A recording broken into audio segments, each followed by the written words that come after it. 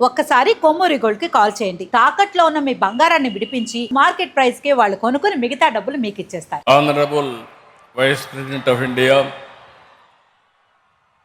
Shri CP Radhakrishna garu, honourable governor of Andhra Pradesh Shri Abdul Nazir garu, honourable former vice president of India Venkaiah Naidu garu, honourable union minister for civil aviation government of India Rammohan Naidu garu, ఇప్పుడే మీ అందరి ఉత్సాహం చూశాను. ఎంత అభిమానంగా ఉన్నారంటే Bharat Ratna, Indian cricketer, former member of parliament, మీ హృదయాల్లో శాశ్వతంగా ఉండే వ్యక్తి సచిన్ రమేష్ టెండూల్కర్ గారు,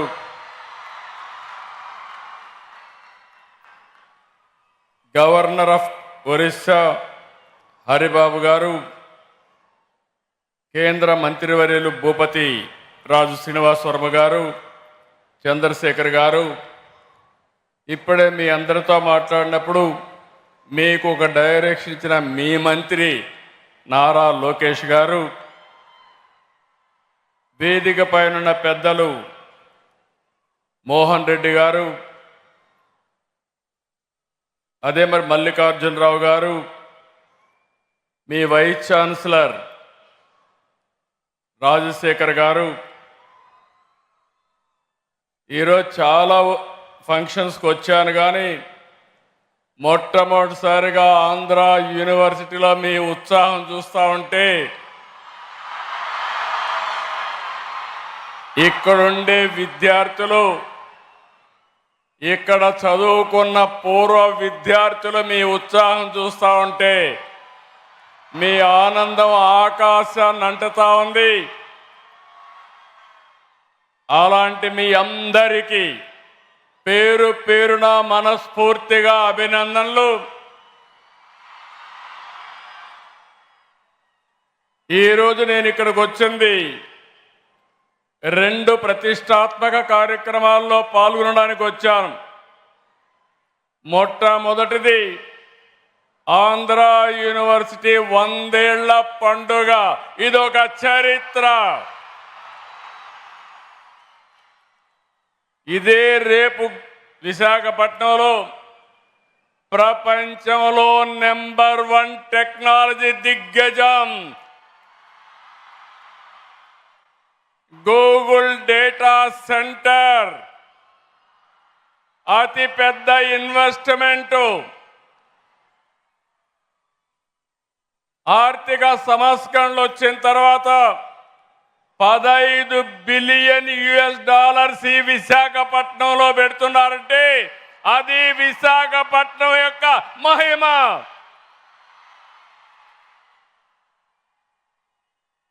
అయితే గూగుల్ కంటే ముందు ఆంధ్ర యూనివర్సిటీ ప్రపంచాన్ని విశాఖపట్నానికి తీసుకొచ్చింది. 58 దేశాల విద్యార్థులు ఈ యూనివర్సిటీ చదువుతున్నారంటే రాష్ట్రానికే గర్వకారణం, దేశానికే గర్వకారణం. రేపటి నుంచి, ఈ రోజటి నుంచి విశాఖ విశ్వనగరి, విశాఖ గ్లోబల్ సిటీ. ఇది అన్స్టాపబుల్. ఎవరు స్టాప్ చేయలేరని చెప్పి కూడా నేను మీకు తెలియజేస్తున్నా.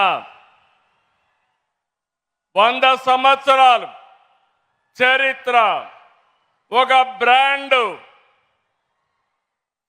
మనకు ఆంధ్రప్రదేశ్ విడిపోయిన తర్వాత ఎక్కడ పెట్టాలి కేబినెట్ మీటింగ్ అంటే ఎత్తుక్కుంటూ ఆంధ్ర యూనివర్సిటీకి వచ్చామంటే అది ఆంధ్ర యూనివర్సిటీ యొక్క ప్రత్యేకత.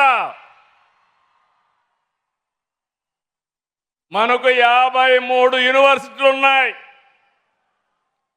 అన్నింటికీ ఏయునే దిక్చూచి, ఏయునే లీడరు. స్వాతంత్ర పోరాటం కంటే ముందే ఈ యూనివర్సిటీ వచ్చింది. జైపూర్ రాజు విక్రమదేవ్, విజయనగరం గజపతి రాజు వంశం, పిఠాపురం మహారాజు, నూజివీడు జమీందారు, బొబ్బిలి రాజులు, ఇలాంటి ప్రతి ఒక్కరు కూడా ఈ యూనివర్సిటీకి కృషి చేశారు. అది విన్నప్పుడు నాకు చాలా ఆనందం కలుగుతుంది. వాళ్ళందరినీ మనం స్మరించుకోవడం మన ధర్మం, మన బాధ్యత. తొలి వైస్ ఛాన్సలర్ కట్టమంచి రామలింగారెడ్డి గారు బలమైన పునాదులేశాడు. 100 సంవత్సరాలు అతిథిగా నేను వచ్చాను. ఆయన కూడా చిత్తూరు జిల్లా వాసే. ఆ రోజు ఫౌండేషన్ వేశాడు. నేను కూడా చిత్తూరు జిల్లా నుంచి వచ్చి 100 సంవత్సరాల ఉత్సవంలో అతిథిగా పార్టిసిపేట్ చేశాను.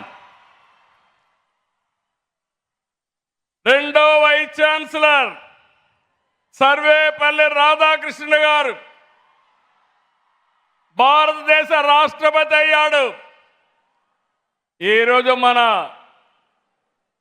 ఉపరాష్ట్రపతి సిపి రాధాకృష్ణ గారు, వాళ్ళ తండ్రి గారు సర్వేపల్లి రాధాకృష్ణ గారికి అభిమాని.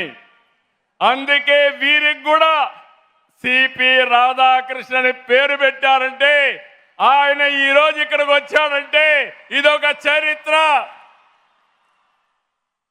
ఇలాంటివన్నీ కూడా చాలా జరుగుతూ ఉంటాయి. కేవలం చదువు చెప్పడమే కాదు, తెలుగు వైభవానికి కూడా ఏయు కృషి చేస్తూ ఉంది.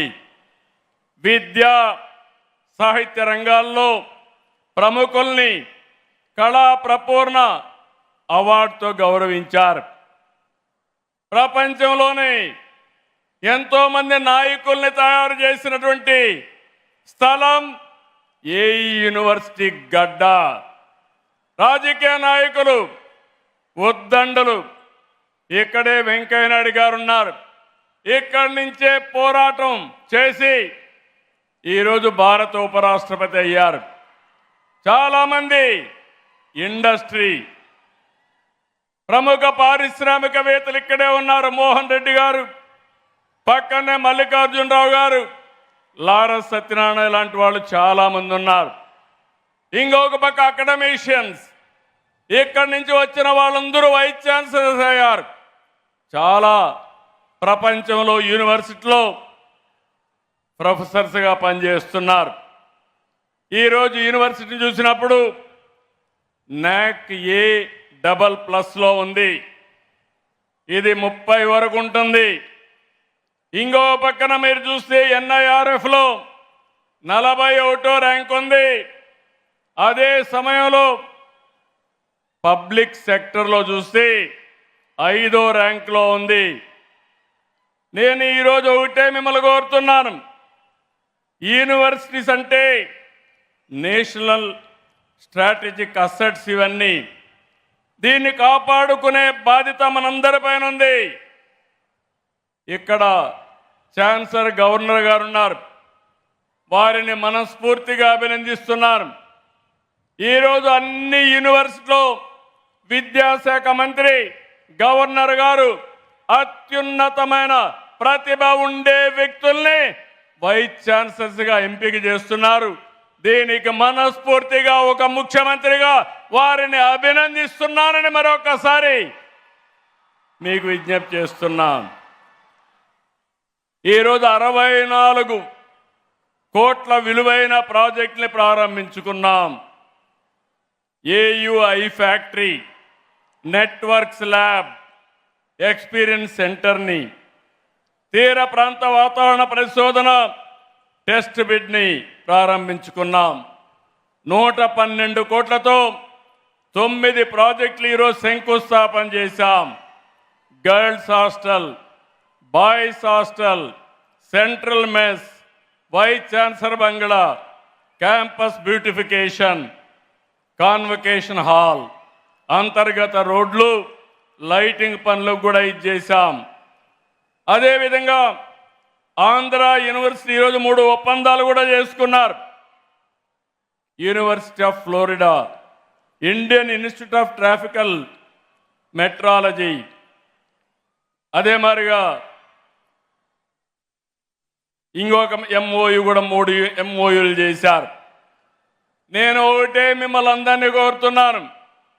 మొన్నే నేను 76 సంవత్సరాలని కొంతమంది అన్నారు, కానీ నేను 76 సంవత్సరాలు కాదు, 26 సంవత్సరాల ఆలోచన ఉండే వ్యక్తిని మీకు అందరికీ విజ్ఞప్తి చేస్తున్నా. ఒకప్పుడు ఐటీతో ప్రారంభించాం, హైటెక్ సిటీ కట్టాం, నాలెడ్జ్ ఎకానమీకి దోహదం చేశాం. ఈరోజు data centre, AI, quantum computer speed కూడా క్వాంటమ్ స్పీడ్లో ఈ గవర్నమెంట్ ముందుకు పోతుందని మరొకసారి విజ్ఞప్తి చేస్తున్నాను. ఇప్పుడే మీరున్నారు, సచిన్ గారు ఒక మాట అన్నారు. ఆయన జీవితంలో ఆయన తండ్రి ఏ విధంగా ఇన్స్పైర్ చేశారో చాలా స్పష్టంగా చెప్పాడు. ఇక్కడుండే విద్యార్థులకి, పూర్వ విద్యార్థులకి అందరికి విజ్ఞప్తి చేస్తున్నా, రోజులు మారాయి. సాధారణమైన వ్యక్తులం అసాధారణమైన శక్తిగా తయారయ్యే శక్తి సామర్థ్యం మనకుందని మరొకసారి మీకు విజ్ఞప్తి చేస్తున్నా. నాలెడ్జ్, ఇన్నోవేషన్, టెక్నాలజీ, స్టార్టప్ల కాలం, దానిపైన దృష్టి పెట్టండి. యూనివర్సిటీ అంటే కేవలం డిగ్రీ పట్టాలు ఇచ్చే విద్యా కేంద్రాలే కాదు, సమాజాన్ని ప్రభావితం చేసి ఆవిష్కరణలకు వేదిక కావాలి. పారిశ్రామిక రంగానికి యూనివర్సిటీ అనుసంధానం కావాలి.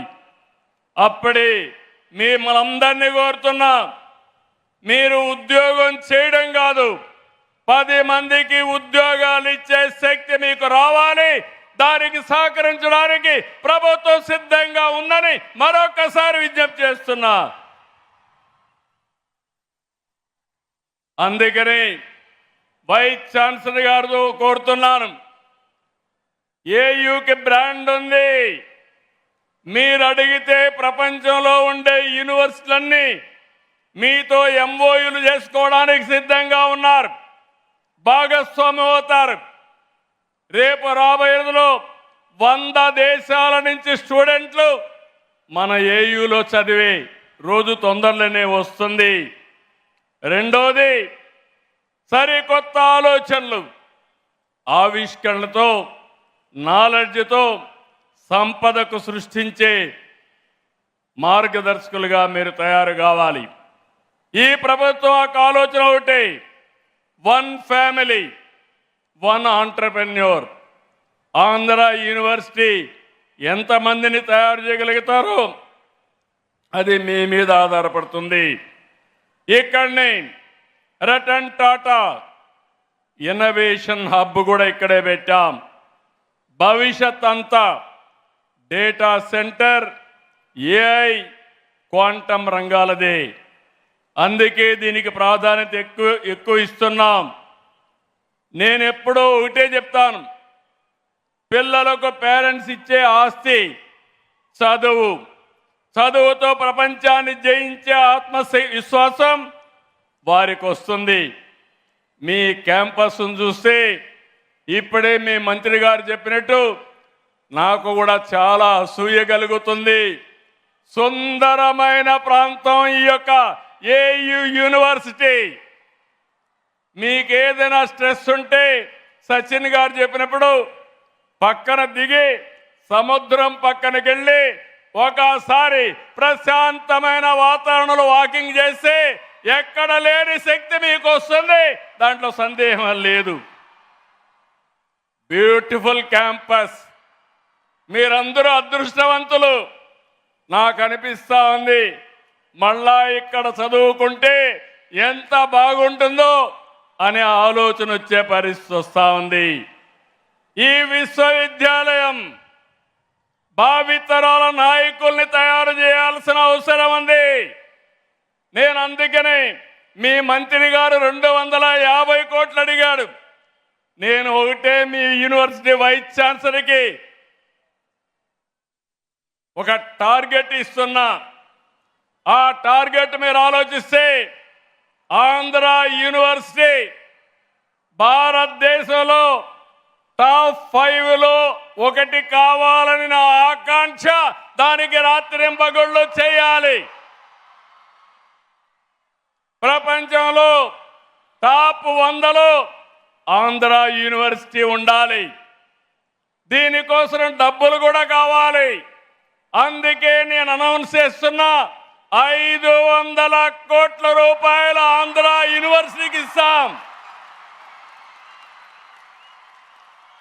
మా మల్లికార్జునరావు గారు లేచి చప్పట్లు బాగానే కొట్టాడు.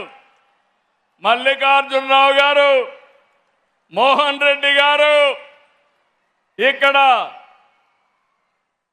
లారస్ సత్యనారాయణ గారు, అందరూ వ్యాపారస్తులు ఉన్నారు.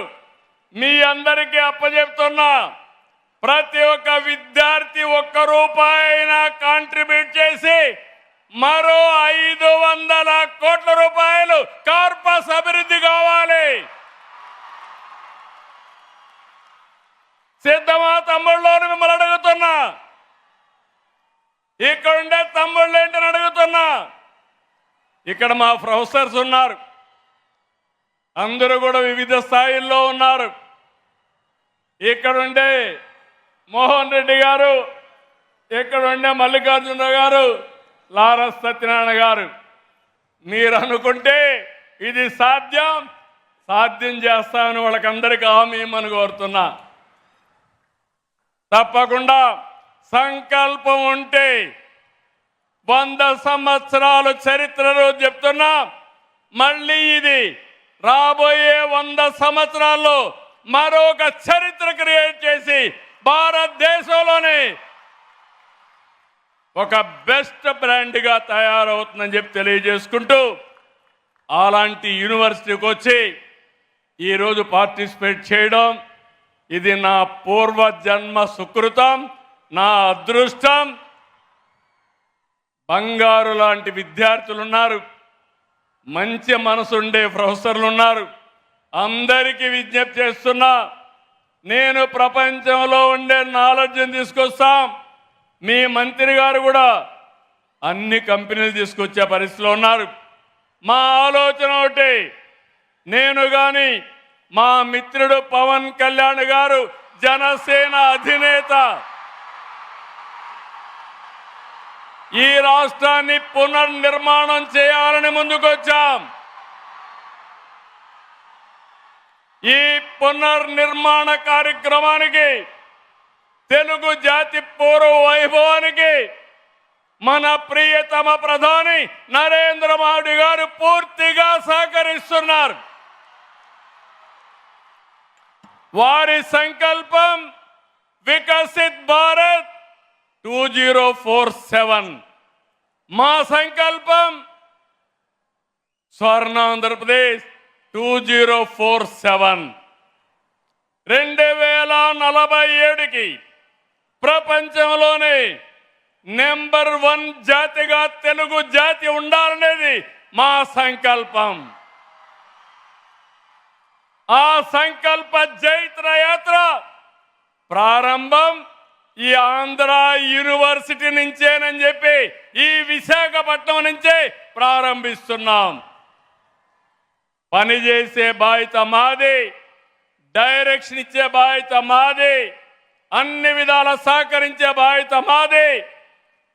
దీన్ని నిరూపించే బాధ్యత ఇక్కడుండే మీదేనని మరొక్కసారి తెలియజేసుకుంటూ, అందరికీ మనస్ఫూర్తిగా అభినందనలు, ధన్యవాదాలు.